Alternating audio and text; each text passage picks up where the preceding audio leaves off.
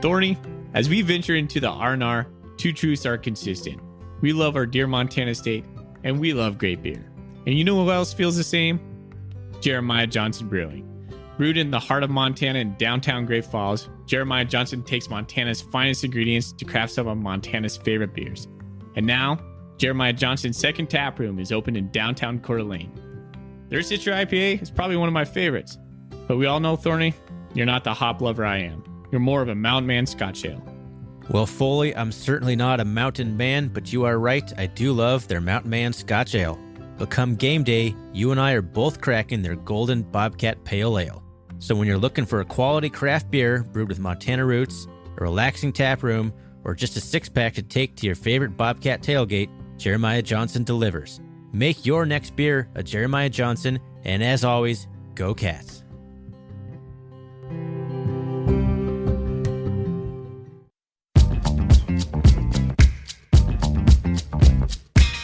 Welcome, everybody, to the R&R CatCast, a fan-based podcast focusing on Montana State athletics.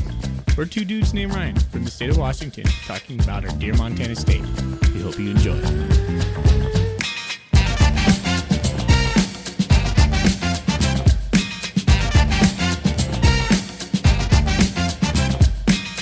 All right, welcome back, Bobcat fans. Thanks for joining us on another episode of the R&R CatCast. I'm one of your hosts, Ryan Foley. Across the state from me is my good buddy, Ryan Thornburg. We are the Ryans of the R&R, the Montana State affiliate of the Big Sky Podcast Network. And we have an awesome sponsor in Jeremiah Johnson Brewing, brewing great beers in downtown Great Falls with a second tap room over in Coeur d'Alene, Idaho. Thorny, how you doing tonight, buddy? Doing fantastic, man. How you doing? Not bad. School year's coming to an end over here. We got about 2 weeks left. Pretty happy about that. Yeah, that is exciting for you.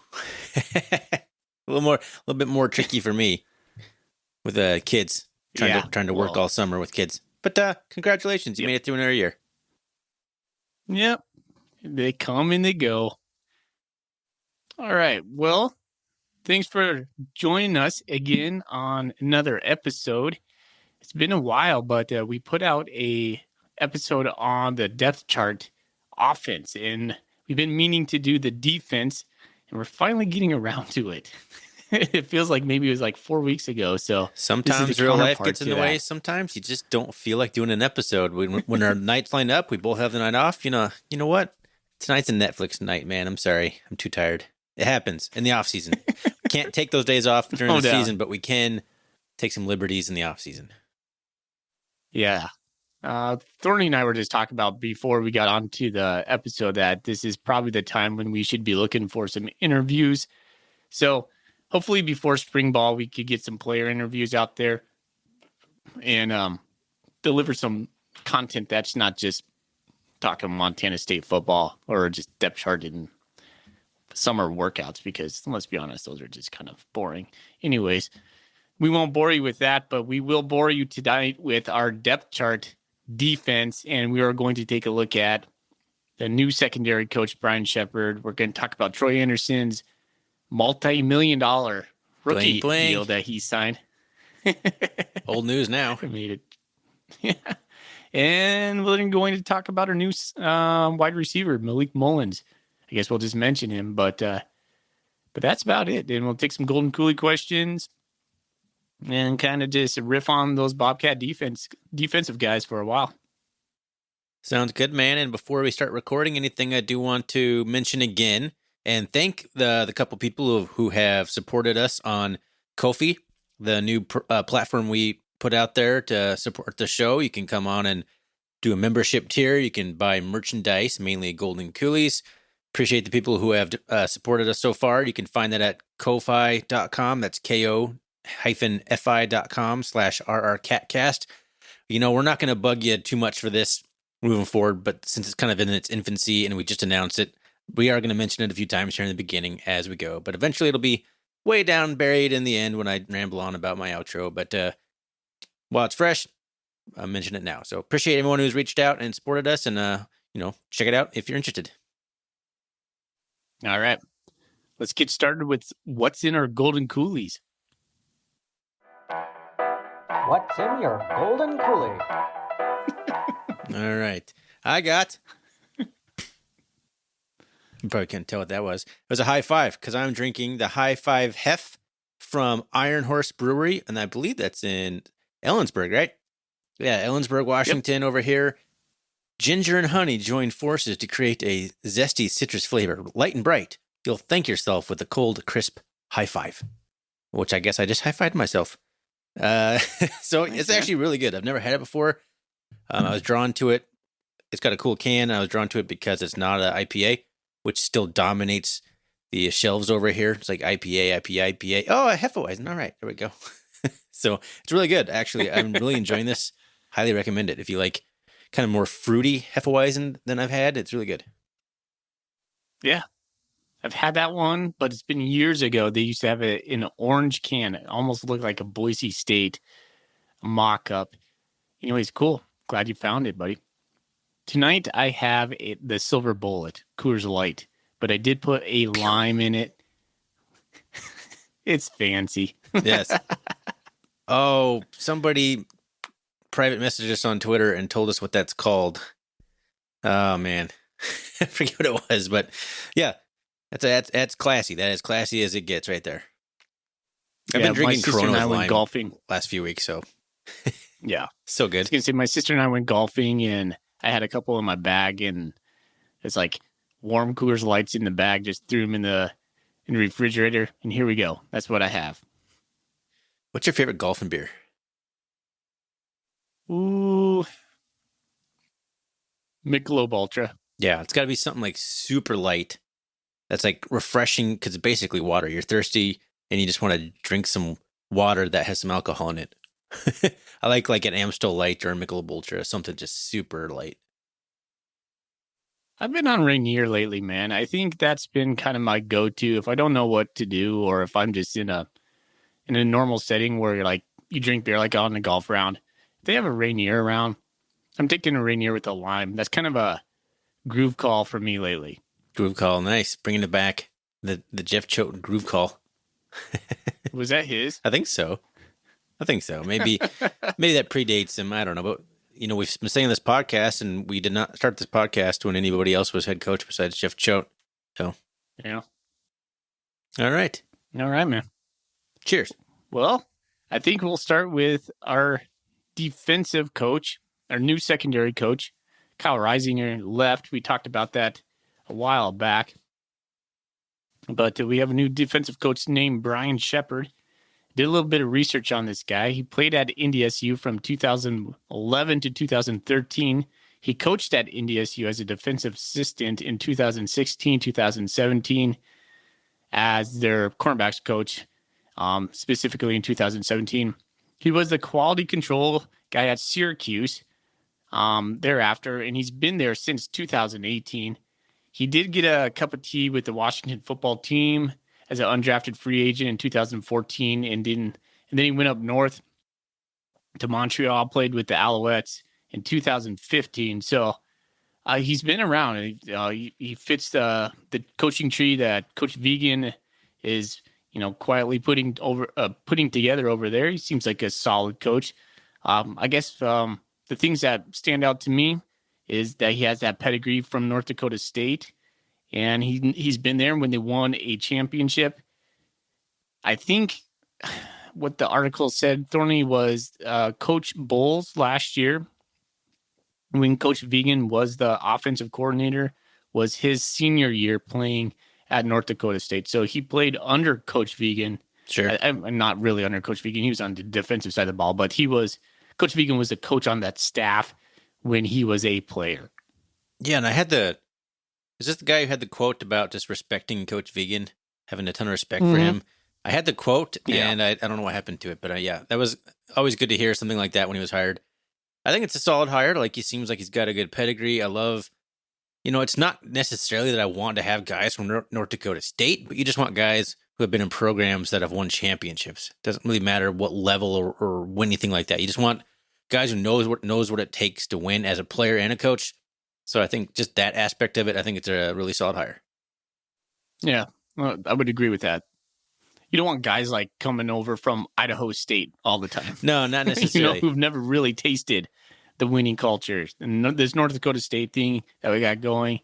I mean, I bet you and I could riff on that for a while, but I think in short, I think it's a really good thing. I think it is a good thing. And you could look at it from an optic standpoint where it looks like we're just trying to like copycat them or whatever. Like you said, that could be a whole conversation, but overall, I'm a fan myself.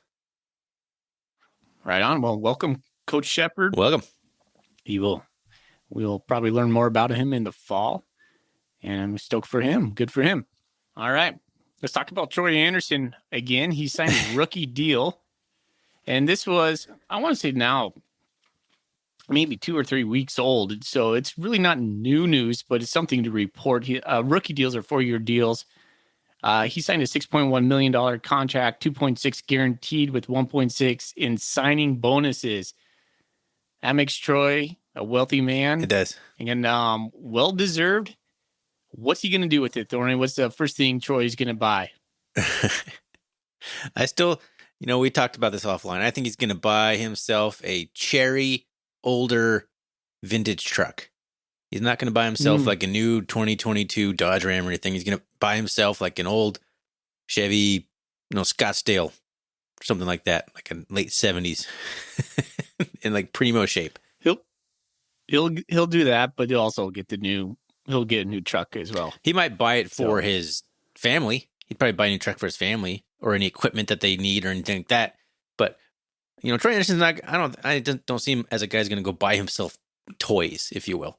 So that would be Troy Anderson's toy, would be a classic pickup truck. Yeah. That he'd probably still... It's really cool to see. Still used to ranch and farm. Good for Troy. Yeah, super happy for the kid. I saw today, there's a video, a little bit of video out on Twitter of the Falcons practice, and I think he may have been running with the ones in one of the videos, which is pretty exciting. They're not in pads yet, but that's kind of crazy. He could be working his way up the depth chart real fast with the way things are going in the linebacker room in Atlanta. Yeah, that's what I heard. So that'd be super exciting to see Troy Anderson starting like this season. I'm excited. It doesn't surprise you though, right? Nope. I mean, that's kind of what you expected. Is like, this is the way it's going to happen. Troy's just going to continue to just filter to the top and do his Troy deal. And then we're just going to be all silent Falcon fans. Although I do got to admit, there's a little bit of catch to this is our Instagram account is just flooded with Falcon stuff anymore. And it's just kind of annoying to like scroll through on the daily. So I've been tempted to unfollow the Falcons, but it's just because I just want to find like pictures of him and Troy. Same thing with the Rams. I'm looking for Hardy and McCutcheon out there, and you get like, oh, there's 44, and there's like a screenshot of Cooper Kupp, and in the corner there's Lance McCutcheon, and you're like, yeah, the helmet says McCutcheon on it, the tape, the painter's tape. Oh, being fans, that's what we do. It's a hard time for football news right now. I mean, the most we can get is a couple photos on the MSU football feed of them doing workouts in the stadium, and they're all looking tough and big and thick. And you're like, all right, man, we're looking good. But that's it. That's all we have at this point. It's a tough time of year. It's the dead zone. I mean, if you're going to sign some transfer portal guys, that could happen any day. I mean, Malik Mullins, the wide receiver we just signed, kind of case in point on that. We talked about last episode who we're looking for on the offensive side of the ball, and we'll talk tonight about who might transfer in on the defensive side of the ball. But really, that's about it. If you sign a transfer, that's probably going to be the only real news that's going to happen this season, unless someone else leaves the program. It's only going to be player personnel changes, I guess, is the only thing that could happen.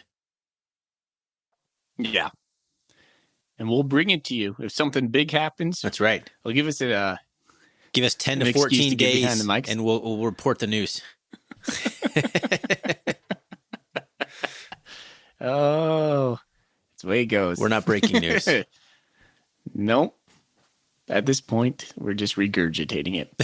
All right. So Malik Mullins, like you kind of mentioned there, wide receiver, a guy from the JUCO Independence Community College, 6'4", 190. I've been trying to find some information on this guy. There's not much. He's there's not much. And so another tall wide receiver. What was your initial thought? After kind of looking around, at what I could find on the internet, he seems like a guy who'd just been like putting in the work, trying to get his shot. And those are the kind of guys you kind of like. Like, he's probably has a chip on his shoulder. You know, we're probably one of the only offers he has. And the guys that come here with that are like just super happy to be here. I mean, I think this is probably what kind of happened with Daniel Hardy a little bit. Not saying this guy's anywhere near Daniel Hardy, but you can fall through the cracks. You can be a late bloomer. He seems like he's physically built well enough. He's a little slight, but he's a tall 6'4", which is an instant upgrade in size in the wide receiver room. At the very least, it's a good depth. Maybe he replaces like Nate Stewart type situation. So we were talking about how, the size of the wide receiver room, he instantly adds size. So I think it's a good signing. I don't know much about him, but it's good to have some more depth in there. Yep. And we needed a tall guy. Yep. Jaden Smith going out. That really helps. Well, no Lance McCutcheon or no Nate Stewart. Both 6'2", 6'4" type guys last year. Yeah. So that's a good point. Good to have him in. All right. Look forward to seeing some of his pictures on the MSU FB there you Insta. Go. See if we can figure out. I wonder, do you think he's in Bozeman? Probably is now. If he's not, he's getting here real quick. Guy you got to kind of get here for summer workouts. So I think you'd imagine he'd be here pretty soon. I don't know how you afford to live anywhere right now. Just coming in, getting on a plane, heading to Bozeman without a job. Good luck. Oh, that's a whole nother conversation. Yep. Yeah, you're right. I was just thinking about that. I was like, man, summertime in Bozeman, some of the best you can have. It is. And now the reality is like, but can you afford it? Can you afford it? It's like, sorry, Malik. Welcome to poverty, man. Yeah, pretty much. All right. Oh, all right. Sorry. Getting off the rails.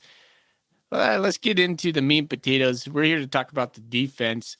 The spring depth chart was released eons ago. And we talked about this depth chart and the offense. It's really just fodder for the summertime guys. It's just a known position. We talked about how Coach Vigen really likes to put that out, let the guys know this is where you stand in the program. And for Ryan and I, looking from afar, this is just going to be a casual conversation about the guys we know. I'm sure some of you know players in the program that we are not privy to, and maybe some information on some football players that could be up and coming. But Ryan and I are just going to go through the depth chart for the summer, and then we'll give our quick takes on each of the positions. Yeah, what I want to do here is look at the depth chart, the post-spring depth chart, and talk about that, only what's on the paper there, and because that's what we did for the offense. And then when we're done with that, then we can maybe talk about some guys that we could think could surprise that weren't on the depth chart, or maybe some incoming freshmen or incoming transfers that we haven't talked about yet. So I think we'll kind of say that to the end, and that can be offense or defense. But right now, we're just going to talk about the defense purely on the depth chart. And if you're ready, why don't you take it? Pick a spot and go. Well, I'm putting my backup beer in my coolie right now. You already finished your first beer? Well, I was watching a little bit of TV before we got on, and so I was about halfway done. I hear you. I've come into this at least a half beer deep before, too. I did crack this one when we started, though. Yeah. All right. Well, let's get going here. Enjoy your second beer. Well, let me pull up the depth chart right there. All right, let's just start at the top. Let's talk about the defensive end.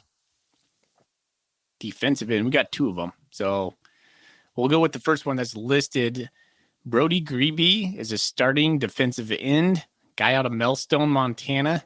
6'3", 244. At least that's what it says. I imagine these weights are slight. They're updated. Imagine most of these guys. They're updated since than what was online.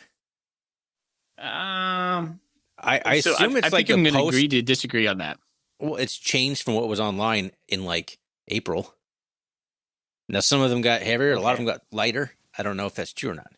But anyway, they are different. That's all I'm saying. They're updated.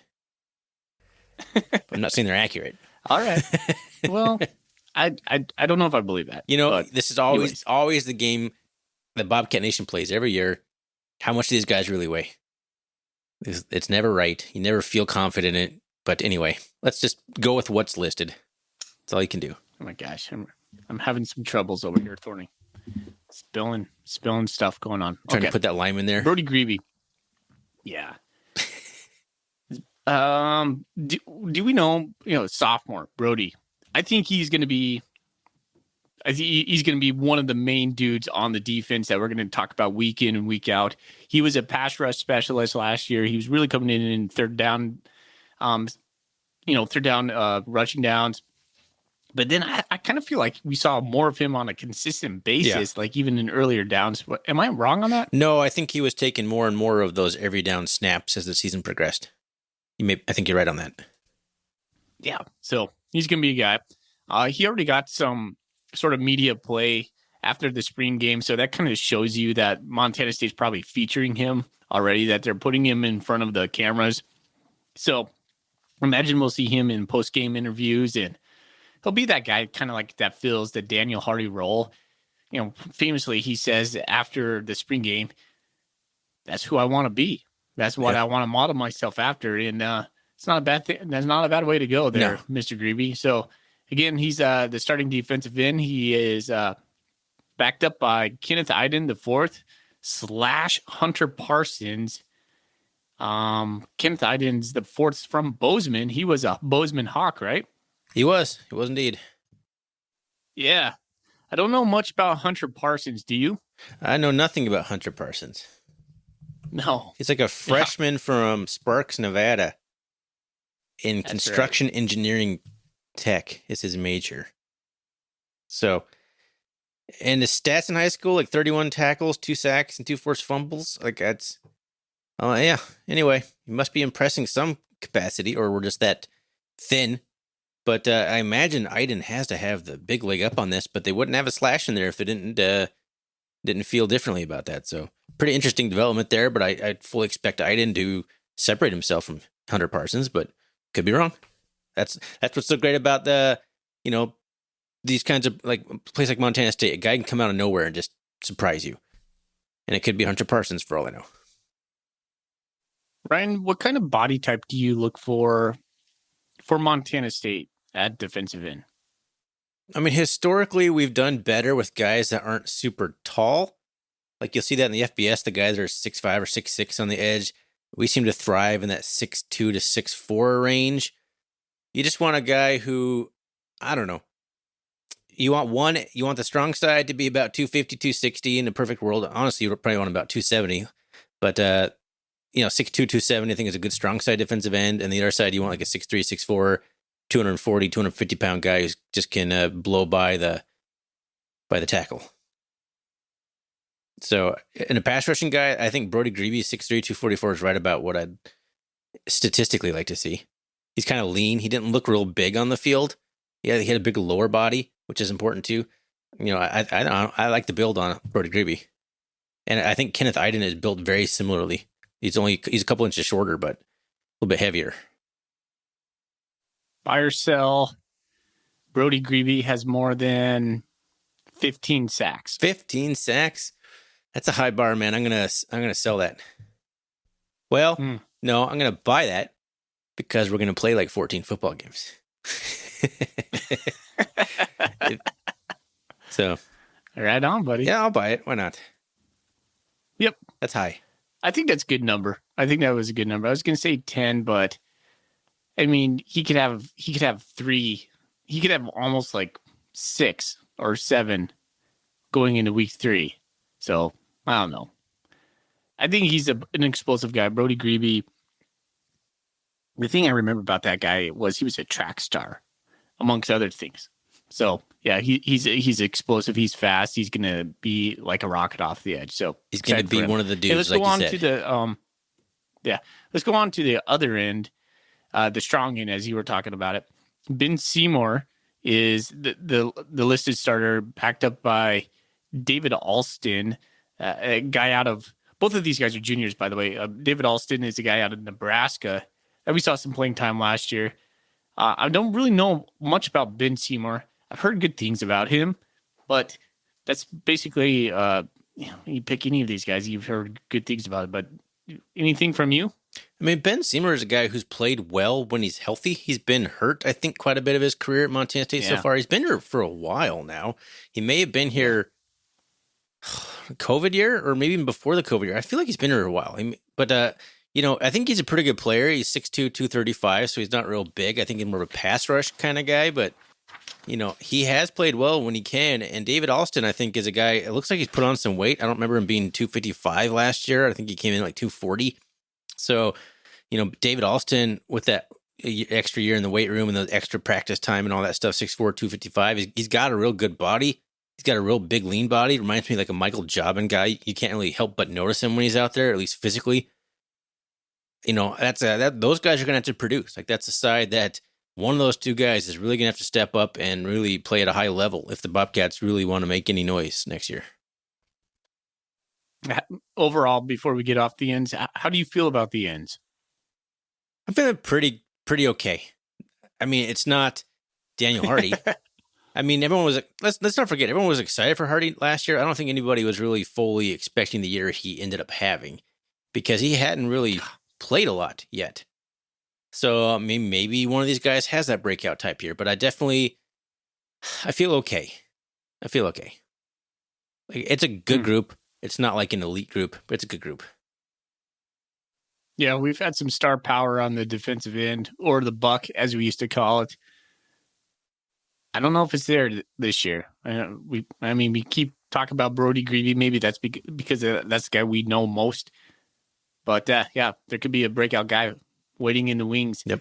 Who, if somebody would have told you Daniel Hardy was going to be drafted this year, a year ago, you'd be like, no way. No. I mean, everyone knew about his athleticism, but he hadn't really put it all together yet. So, yeah, I wouldn't have thought that. All right.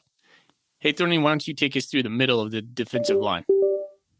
Okay, so we got at tackle, we got Sebastian Valdez, 6'3", 278 sophomore. Kyle Rigg is backing him up, 6'5", 274 senior.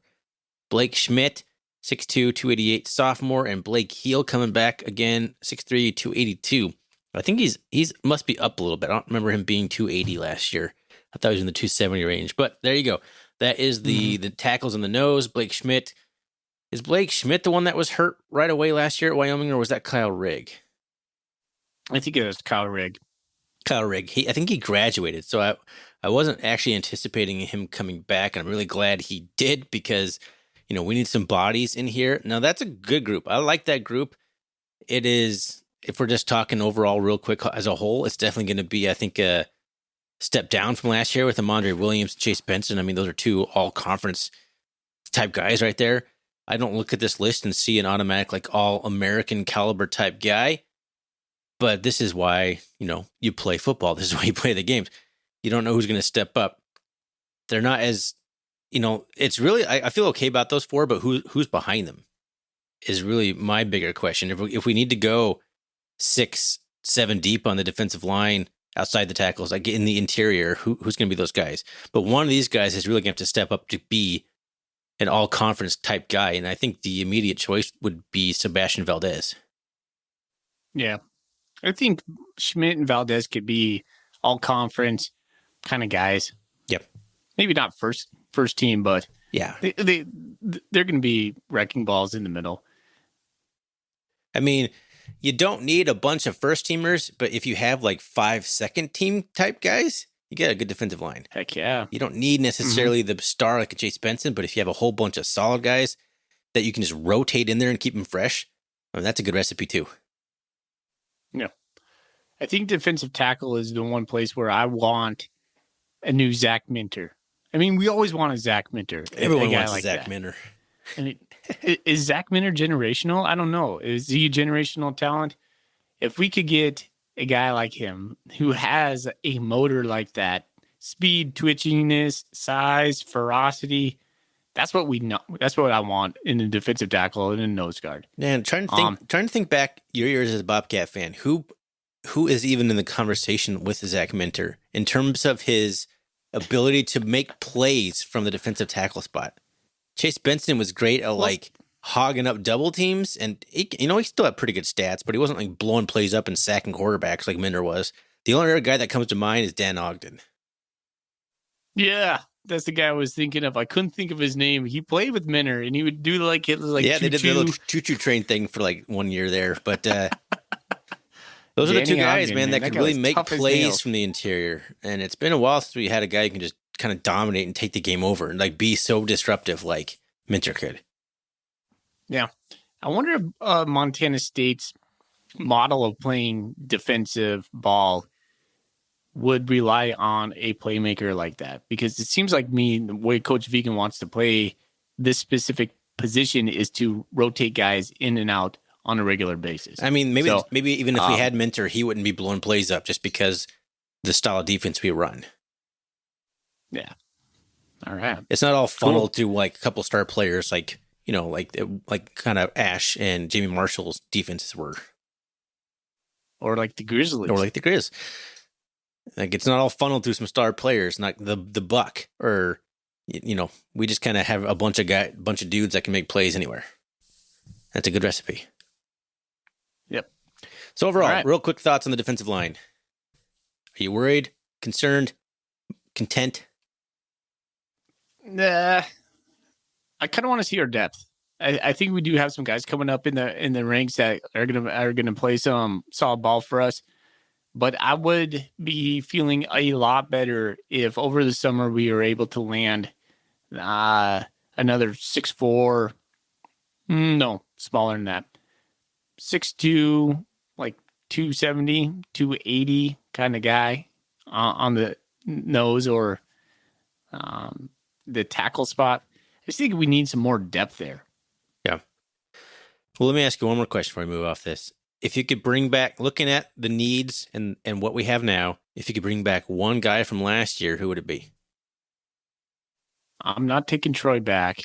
I think our linebackers are going to be pretty good. We're talking defensive line only. Defensive line only. Not taking Troy back. What are you, crazy? I'm going to bring back Chase Benson. Yeah. A healthy Chase Benson. I was debating, like, is the answer Daniel Hardy or is it Chase Benson? Those are basically the two guys you're picking from. I would say based on who we have personnel-wise, I would take Chase Benson back. Yeah. I think the interior is a bigger need. All right. Let's move on to linebackers. Will linebacker, Callahan O'Reilly, 6'2", 230, Bozeman product. Nolan Askelson is listed as backup. Good to see him back in the fold after, I think, pretty much injured all year last year, right? I think he got injured in Wyoming. Gosh. That Cowboys, man, that game wrecked a couple guys. Nolan Askelson, 6'1", 225 junior, who's a Montana kid. I don't have it in front of me. Good grief. Billings. Thank you. Billings Senior. Man, he's a math major. So many shows have like producers, and they can just tell you that, like, "Hey, look that up for me, Doug." We should just have Doug. Doug should be our just like, "All right, Doug," and it's basically just you doing your thing and pretending like it's Doug. At Mike, we got Danny Ulilakepa. I give it a shot. 6'1", 217, and Alex Johnson, the guy from Helena Capital, or is he? He's gonna be mad at me. It's Helena High, isn't it? Alex Johnson, 6'3", 215, sophomore. Backing him up, a guy that I think is going to, if not this year, is going to be a solid linebacker for the Bobcats down the road. And that's it. That's the two linebacker spots that the Bobcats employ in the 4-2-5 situation that we got going. Obviously, the big key loss here, Troy Anderson. But I do like this group of four guys here. Callahan O'Reilly being the star here. I think he's going to have a huge year. I think Nolan Askelson is a great guy to have in the backup who's going to play a lot too. And either one, whoever stands out and wins that starting job for good, like you said, this is just kind of the spring depth chart. Is it going to stick through the summer into the fall? But between Danny, you, and Alex Johnson, whoever wins that job, I'm going to be pretty happy with their production, I think. Mm-hmm. If I had a hot take chain I could wear right now, I would put it on and I would say Nolan Askelson is going to be the starter. Over Callahan O'Reilly? I think so. I think Nolan Askelson's faster than Callahan O'Reilly. Callahan O'Reilly is a great player, no doubt. I think Callahan O'Reilly is prone to being hurt. No, you might say the same thing for Nolan Askelson, but the guy who was hurt all last year. I mean, He's not prone to oh being gosh. So there's an adage I heard over the season. I can't remember where I heard it, but guys who get hurt get hurt. Yeah. No, it's true. It's true, unfortunately. Kind of true. It is. It's kind of true. Like if you're prone to getting hurt, you're typically hurt. When did there's something O'Reilly about miss Askelson. time? I don't remember him being hurt last year. Did he have like a shoulder thing or a collarbone? I feel like it was an upper body injury. Maybe. As Coach Vegan. I mean, yeah. Half Like the an team upper had body. upper body injuries last year. It could be anything. It could be your pinky. It could be a collarbone. It's upper body. Maybe I'm just high on Askelson because when he was playing in Wyoming, he was flying around. I think he was our best linebacker actually in that game. But he wasn't starting over O'Reilly. Better than Troy even. Yeah. And then I just think that stunted his year. I think Askelson is just going to rise. Like that guy is a baller. I could So, see Askelson hot playing a take lot chain in on. like when you need like the kind of the big nickel type package where you bring in that guy who's going to be able to cover a little bit, but mostly be run support. I could see him getting in that role. I don't know. Callahan O'Reilly, I think is going to have an all conference type year. It's hard. I really like Nolan Askelson, and I see what you're saying, but I'm really high on Callahan O'Reilly. I just think Askelson moves better than O'Reilly. Maybe. O'Reilly might have better football like knowledge and skills and moxie, for lack of a better word, but I'm high on Nolan. Sure. Well, it could be a package situation where one guy's in doing one thing or the other. But how do you feel about the other spot then? You got Danny Yu and Alex Johnson. I mean, good, really good. If you ask me, I mean, Troy's leaving, and those guys get to actually be not just understudies anymore. Let's think about this, Ryan. Who was backing up Troy Anderson on defensive end? Defensive end? Yeah, when Troy was playing Buck, who was backing him up? I don't know. Certain guy named Daniel Hardy. Oh, yeah. Look how Hardy bloomed after Troy Anderson. Danny Yu, Alex Johnson, big years coming. Yeah, Alex Johnson's a guy that I just didn't really have on my radar. I knew people were high on him coming out of high school, but it just seems pretty quick for him to be on the scene already. Danny Yu, I think, has had a lot of hype day one since he stepped on campus. But yeah, I'm excited about those two guys. Like, they're not real big, but I think they both can move really well sideline to sideline. So, I'm pretty high on the linebacker room. Obviously, a big hit with Troy. You're not going to replace Troy. Don't even try to replace Troy is the main thing you're going to do.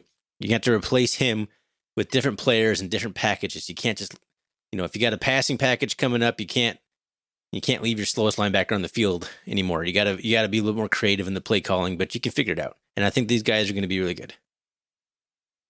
I think the linebacker crew in general is my second highest rated crew on the defense. Behind who we're just about to talk about right now? Yes. You know it. All right. Why don't you pick a spot and let's talk about the secondary. Ooh, I want to talk about the nickel. Nickel's kind of like my kind of favorite position in the defense. I love it's it. led by senior Ty Okada. Please be healthy, Ty Okada, this year. Talk about guys who get injured. Troy Anderson actually might be in that role too. I hope he stays healthy. But Ty Okada, like that guy is let's just put it in general. He is the general on the defense. He is the guy that's going to be lining guys up. He's going to be the guy that people are looking to. And it's all equity based. He has everything we need, every rep shown on tape that he's just a baller. Yeah. He's tough. He's willing to put his nose in there. And that's what I like about the nickel position is guys who can cover the flats, who can stick the out route, who can, get in the box and sometimes get behind the line of scrimmage.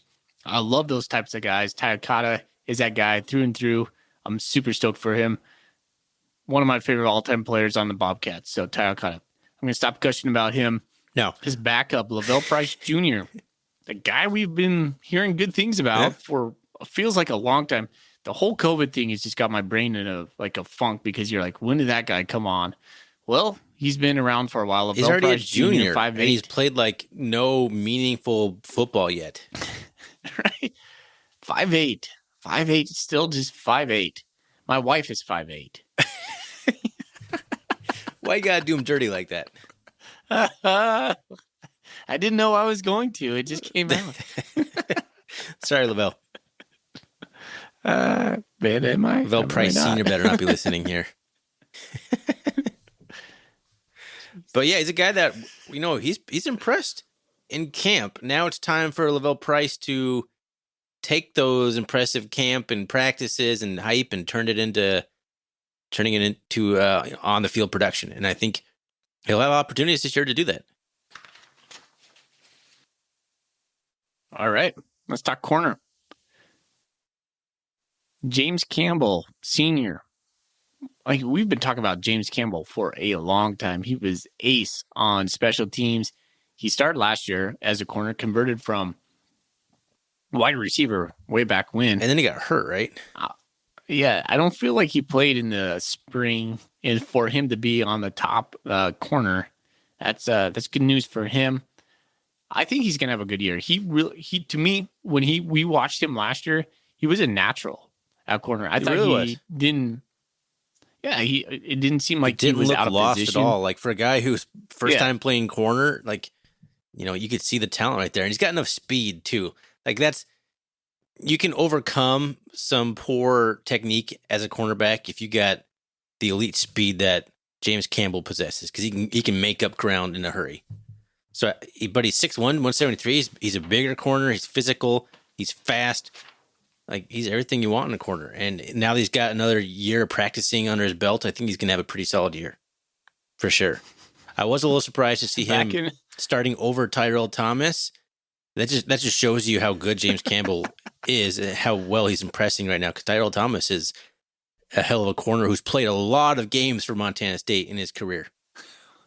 Holy smokes. I was just trying to think how many years Tyrell Thomas has been a Montana State Bobcat. 2016. He's probably earning his doctorate this year. It was 2016 because he no, I guess it would have been 17, because he made that infamous play as a freshman, breaking up the pass from Gresh Jansen to win Cat Grizz. And Cat Grizz in Bozeman has been odd years before COVID. So it would have been 2017 is when he was a freshman. A long time, man. I guess it's not that long. Are you sure That's he 5 wasn't years. a freshman in 2016? Pretty Did sure. he not come in with Choate? I thought he Him did. and Jalen Cole? I'm pretty sure he did, but I remember that was the freshman play at home. That was 2017. Yeah, It had to I have been. totally remember that play. I'm going to look him up now. Yeah, because he sprinted down just like wide-eyed bat out of hell after making that play, to sprinted the entire length of the field in celebration. No, you're right. 2017 freshman. That's like one of Look at this 2019 picture, Thorny. All right, I will do that. Why don't you continue talking about the corners while I go look at? Well, I have Doug pull up a picture. Tyrell Thomas. It looks like something just got dropped on his toe or something. Okay. Corners. I'm super stoked. So Tyrell Thomas / Devin Davis, a 6'1", 197 freshman. Devin Davis, where's he from? Let me pull him up real quick. Apparently I closed my roster. Devin Davis. Yeah. Oh, yeah. He's from Vallejo, California. Yes, I say California. I'm pretty sure he's a Cali kid. Yeah. I haven't seen him play all that much. I didn't notice him probably not in the spring game. So can't be mad at a 6'1" corner in the Big Sky Conference, 200 pounds. I think he's played well too. He's another one of those guys that's practiced well. And he's slashed with Tyrell Thomas, and whatever that actually means in real life, whatever. But the fact that he's an or at the backup corner with Tyrell Thomas, I mean, he's a freshman.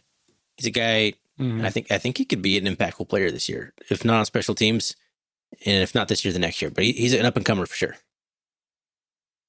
There's just a lot of talent. All right, there's not a lot of talent right here for him to work through before he can get some meaningful snaps. So if we talk about the boundary corner, a guy that he's going to be a first-team All-American by the time he's done at Montana State. Simeon Woodard, he's a sophomore, 5'10", 170.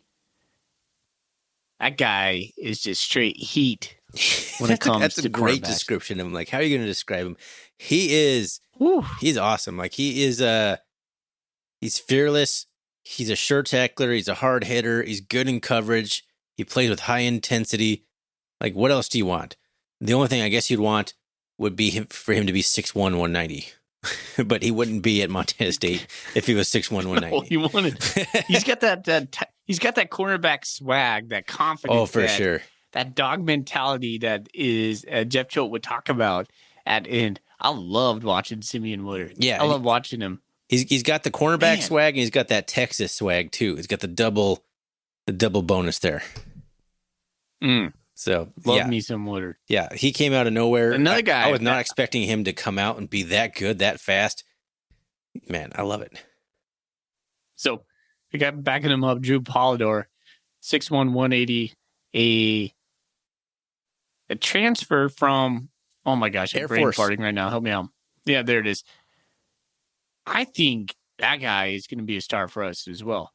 And so, in general, the corners that we got going, man, do we have some depth. Holy smokes. This is the group on the defense that I am most high about. And, man, Coach Shepard, the cupboards are full, brother. Yeah. Like, I want to see great things from many of these guys. And I expect to see great things. And we haven't even talked about the safeties yet. I mean, the safeties are just going to keep amping it up for me. No, and I want to talk real quick before we move on to the safeties. Drew Polidor, when we watched that spring game, he stood out real fast. And obviously he had the 3 interceptions of Sean Chambers. And like it is what it is. Like, it's a spring game and who knows what really happens there. But you just see Drew Polidor, he's just like one of those guys that just looks like a dude.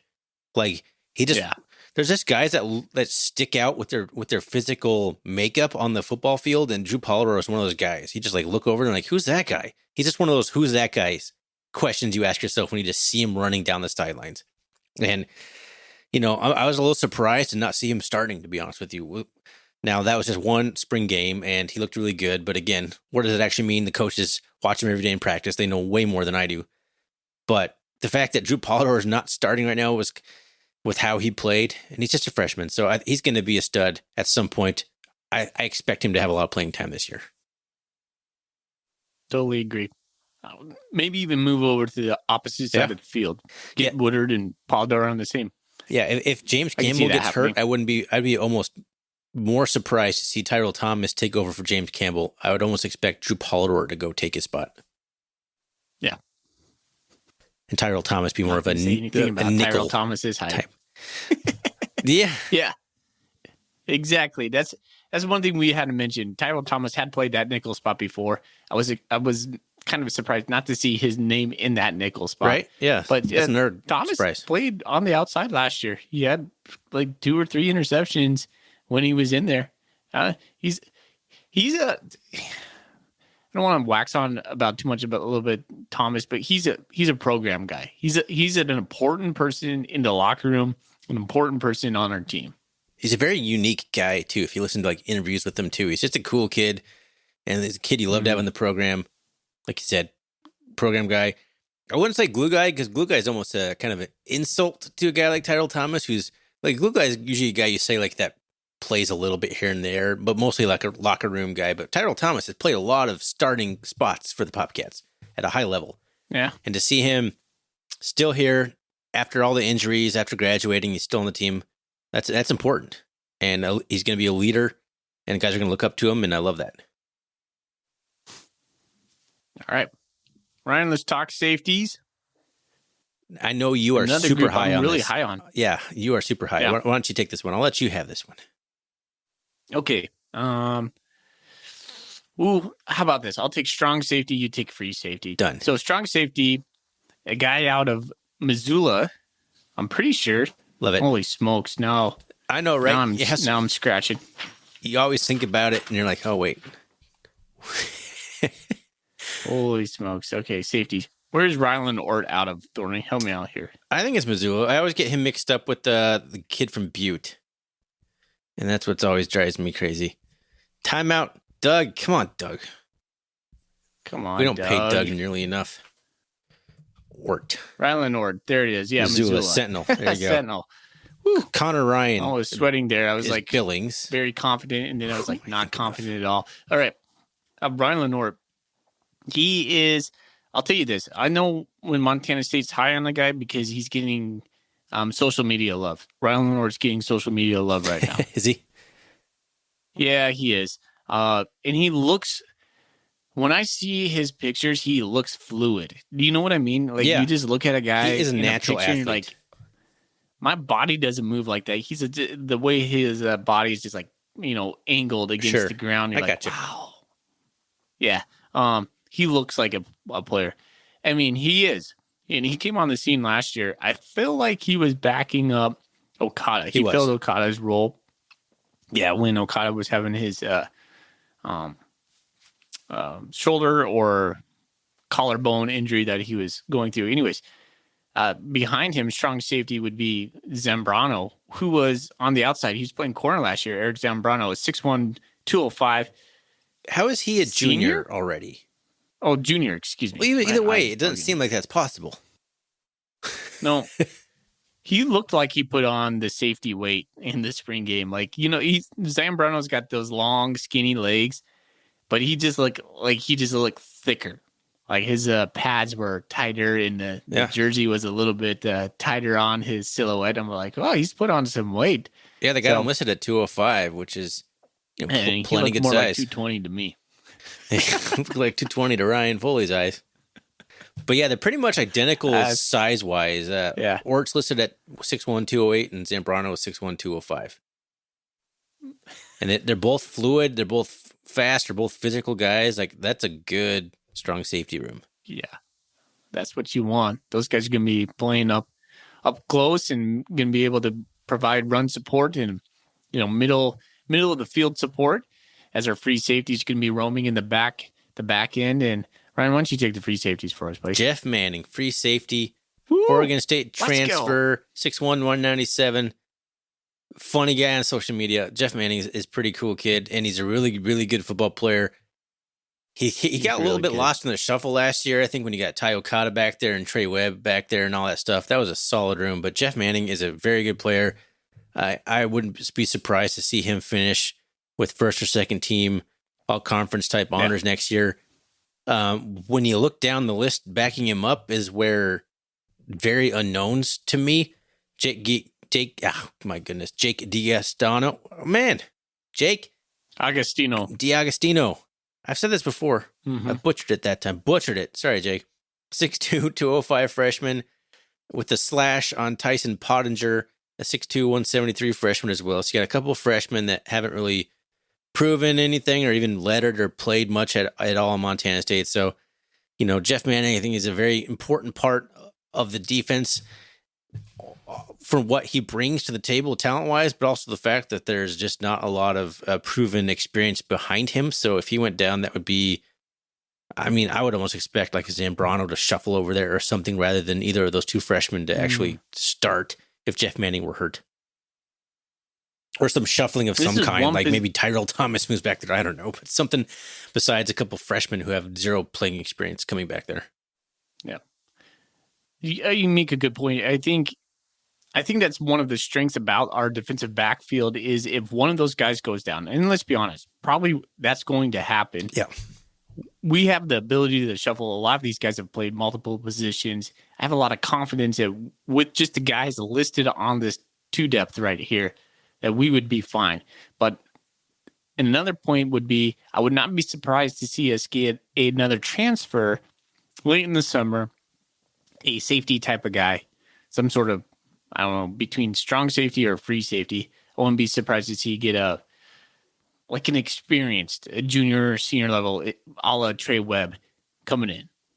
Well, the other guy that's been in the program for a couple years, now that we're kind of done talking about the 2 deep, we can kind of start talking about these kind of things, I think.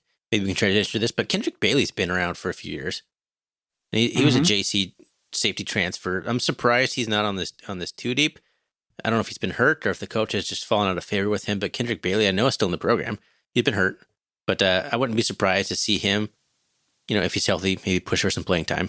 But I would agree. I could see a transfer potential here. Bailey got some time on the spring game. I remember that. He's a guy they were playing a lot. Okay. Yeah, I'm just a little surprised to not see him on the depth chart. So I guess if we transition to talking about that, he would be a guy that I could see. I'm looking down this list. Obviously, defensive tackle will be the number one target for a transfer. But every program in the country, that's their number one target. It's like the offensive line and defensive line. Those are guys that every program is looking for.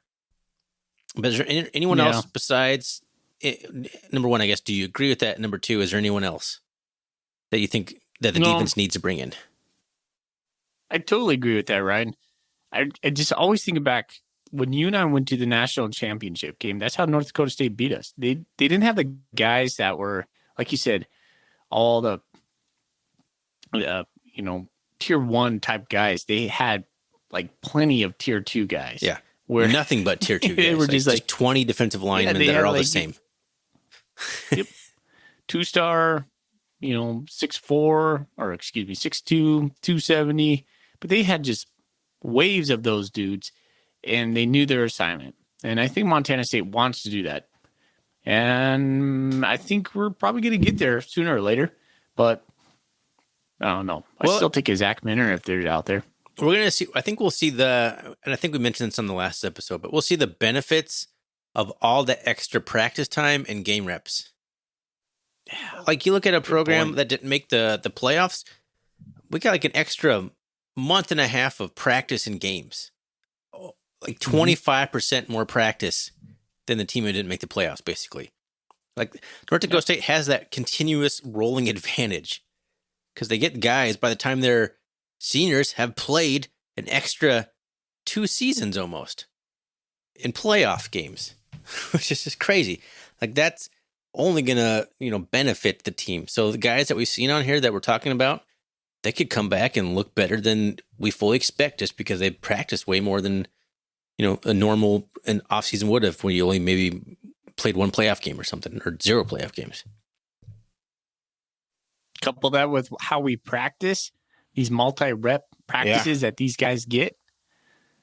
Yeah, that's how you build the depth. Getting myself hyped up right now. I'm excited. Gosh. But we got to keep this moving, man. Here. We do got one last little thing to talk about. Actually. What's that?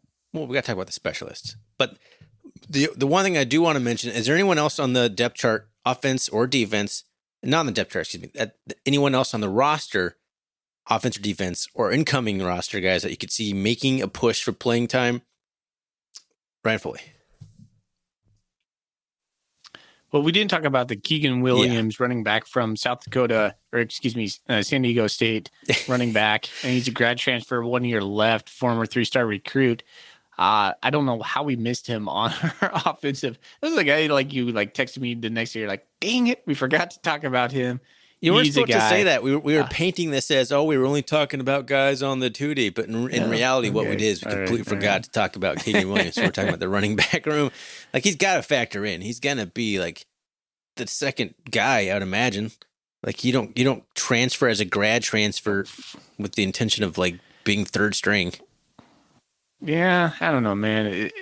If the running back side, I'm a little bit gun shy on the whole, hey, we're going to give other guys reps because I just, until we see it,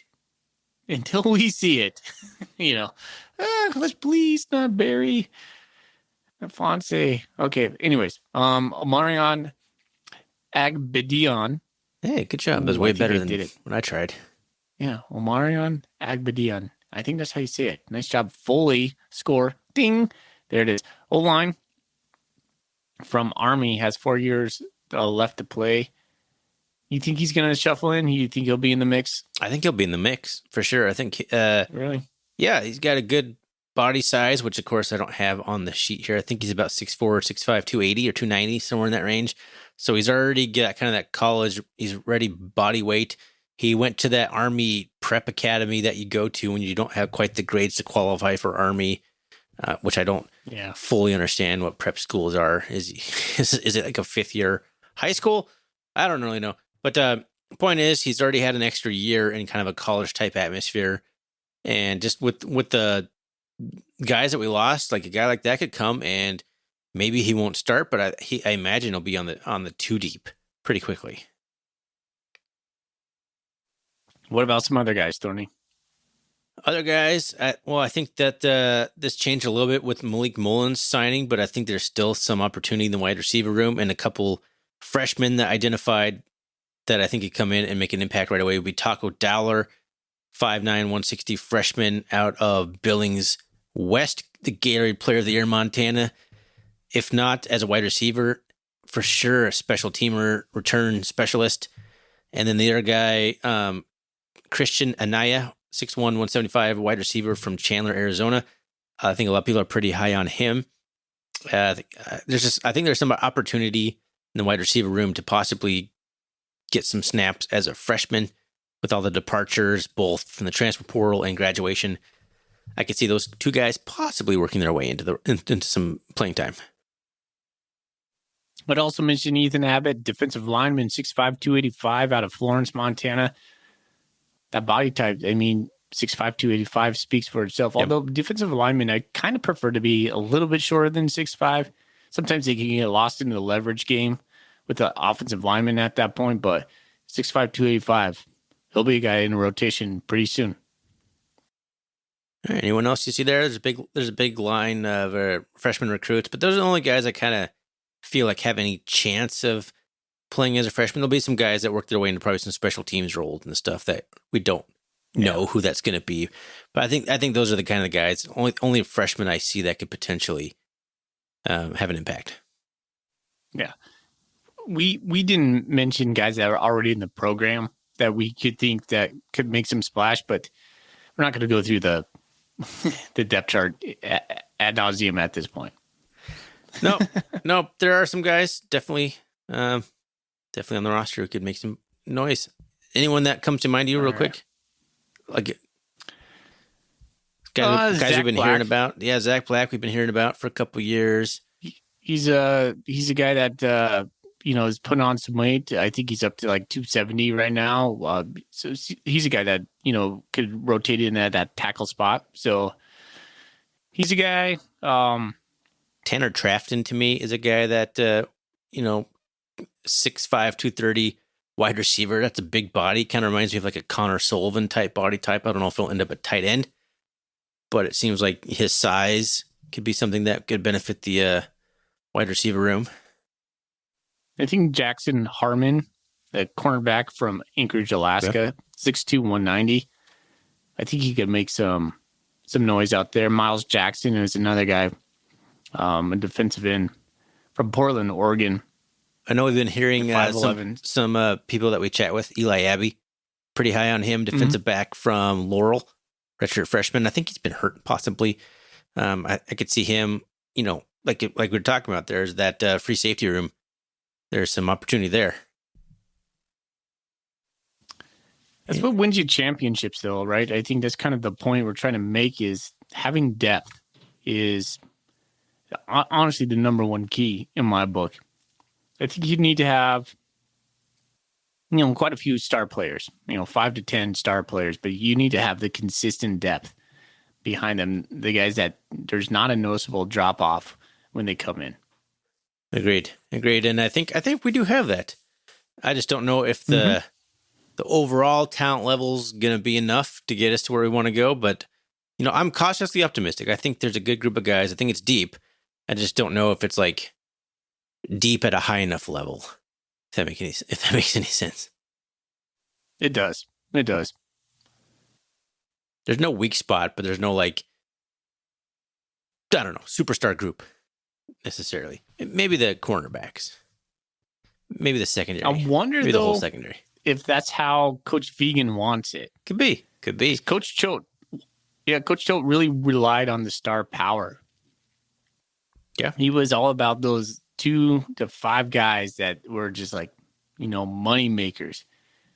But if we're going the North Dakota State route, they don't really seem like when you think of North Dakota State, you don't think of star power. You think of a machine. You think of the team. You do that. And you're absolutely right on that. You just think of a guy who fits in, who knows his role and performs that role perfectly, but he's not there to get any sort of All-American stats. Now they send tons of guys to the NFL, so don't get us wrong or confused that there's no talent in North Dakota State, but it's just not built around it.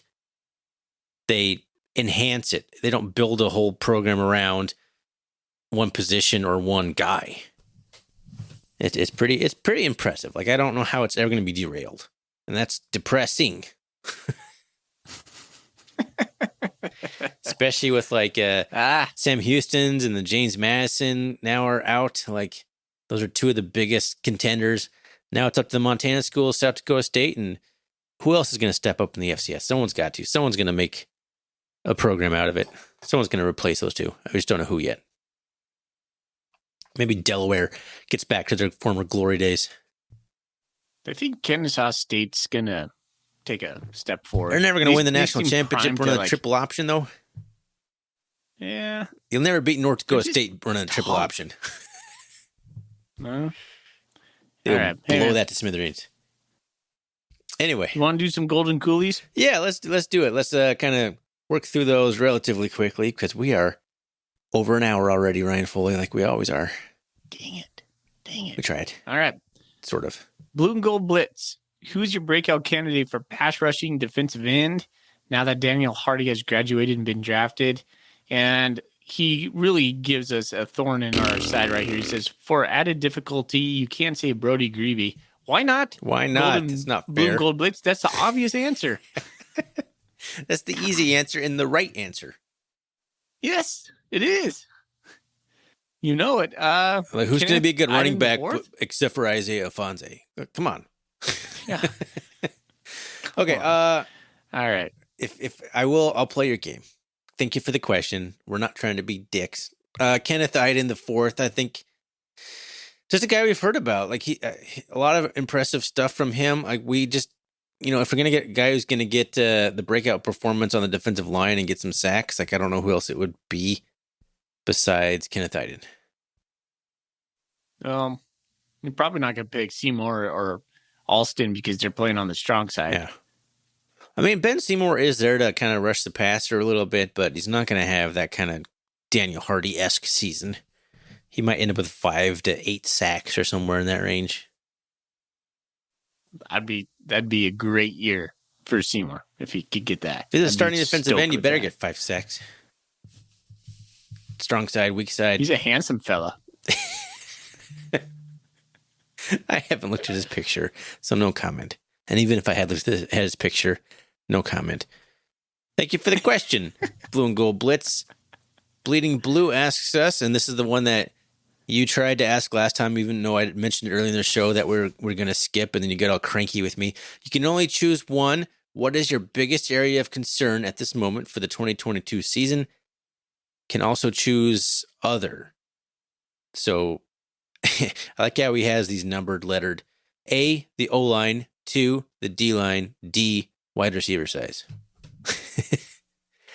Well, we addressed wide receiver size since this question was posed back on May 18th. So, Ryan Foley, what do you got? I kind of want to say quarterback. You gonna spit some fire right now? You gonna go hot take on me right now? Put the hot take chain back on. The biggest concern you have on this entire team is the quarterback. You can be concerned, but it came in my mind and I couldn't push it away. It's like I'm not sold on Sean Chambers, and I'm not sold on the progression of Tommy Mellott. I think Tommy Mellott was the guy. He was Tommy football. We needed him. He was the right guy at the right time. I know this is going to upset a lot of listeners, but I think deep down inside, you're probably going to agree with me until you see it. Can he be the quarterback that we need? And I don't think Sean Chambers is the quarterback that we really need. He's good. From what I've seen, he's not great. Tommy Mellott is fantastic at certain things. As a complete quarterback, still needs to show me some stuff. I think quarterback is the most important position on the football field. I think quarterback probably is, to me right now, the biggest need of concern or the biggest question mark I have. Wow, you are going to get some mail on that, some emails, some tweets, some feedback. Let's talk Ryan about Foley. it. Let's go. Yeah, that's what we're here for, discussion. There's the hot take of the year right there. Now, I'm not completely aboard the Tommy Millott train. I don't think he's like next coming of Travis Lulay or anything like that yet, but I wouldn't say he's anywhere, or the quarterback room is anywhere near the biggest concern on the team for me. I'm much more concerned about the offensive line and the defensive line than I am about Tommy Millott / Sean Chambers. I think I'm feeling better about the quarterback room than I have since Jeff Choate was hired. Not that that's saying a ton, because it's been just a stream of just bad quarterback play. When the best quarterback in the last 6 years was Troy Anderson, that's not good. Besides Tommy Millott's little stretch there. I don't know, just the fact that he hadn't really been practicing at all and kind of got thrust into that with such little preparation time. You got like 2 weeks to basically go from a wildcat running quarterback to now you're running the entire show. I think an entire spring season, summer, and fall camp for Tommy Millott is really going to do wonders for him, and I'm looking forward to seeing what he can do as a sophomore. Now, I'm not completely like putting all my chips on Tommy Millott, but definitely no hot takes about biggest concern on the team. So, what is your biggest concern then? Offensive line, I would say, for me. Offensive line. Yeah. All right. Defensive line, I think, is missing that star player, but I think they're talented and deep and good enough. The offensive line just like, I didn't think the offensive line was where it needed to be last year, and they lost a ton of talent from that team. So that's my biggest concern. I really want to see a transfer in the offseason. That's my biggest wish. Biggest wish list is a starting caliber lineman right out of the gate. Jeez. Come in, plug and play. I think if we get another new commit and it's another wide receiver, I think Bobcat Nation's going to lose their minds. I don't understand. I guess who mentioned that on the we lost a bunch of wide receivers. Like, why is like one receiver like apparently we're the Bob Stitt version now, where it's just half the team is full of wide receivers? Like, that's not how I view it. I just think everybody's just anxious for that commit. Like you said, offensive line, defensive line. Yeah. All right. Well, that's a good question. Bleeding Blue. Do we have any other questions? I guess there was the one about that I somehow moved up into on the document. It's still there. I just moved it, or you moved it. Somebody moved it. I don't know if we want to talk about this one. How many Big Sky teams make the playoffs?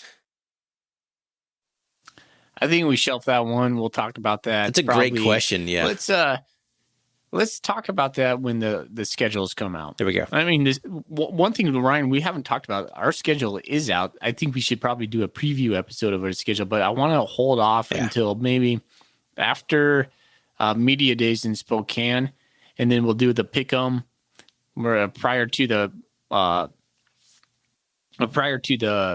fall season. And so, yeah, I think that's probably a good conversation for that time. Sounds good. Yeah, that's another episode. That's a good question, and I'd love to get into that, but I'm not prepared for it. We're running late on time, and that's a worthy of a whole episode kind of situation, like Ryan said. So, good question.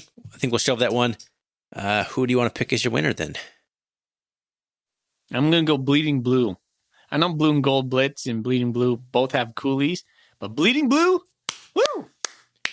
High five like my beer that I already finished. I did not expect me to go quarterback on the biggest area of concern, but it hit me like a freight train, and I just went with it. And now you guys can all yell at me. Bring it on. Let's talk about this it. Man. All right. Good episode, man. That was fun. It, man. Yeah. Anything else you want to talk about before we get out of here? No. I'm super stoked for football, and it's just the desert season right now. We're just mining anything we can.